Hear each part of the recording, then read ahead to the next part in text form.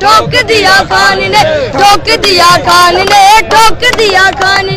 अस्सलाम वालेकुम, मेरा नाम हिफ्ज़ा ताहिरा और हम लोग मौजूद है जमान पार्क में। ये बच्चा बहुत ज्यादा वायरल हुआ था, आइए जरा सुनते हैं किस चीज पे वायरल। ठोक दिया खान ने, ठोक दिया खान ने, ठोक दिया खान ने। खान साहब की वो एक बात है, किसी की गुलामी नहीं करनी हमने, उस पे है किसी की गुलामी अब हमें मंजूर नहीं, कामयाबी कामरानी अब ज्यादा दूर नहीं, किसी की गुलामी अब हमें मंजूर नहीं, कामयाबी कामरानी अब ज्यादा दूर नहीं।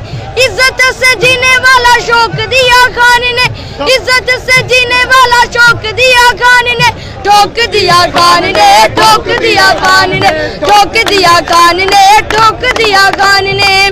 उम्मत मुसलमा का सच्चा पहरेदार है, इसीलिए इस पे जान भी निसार है। उम्मत मुसलमा का सच्चा पहरेदार है, इसीलिए इस पे जान भी निसार है।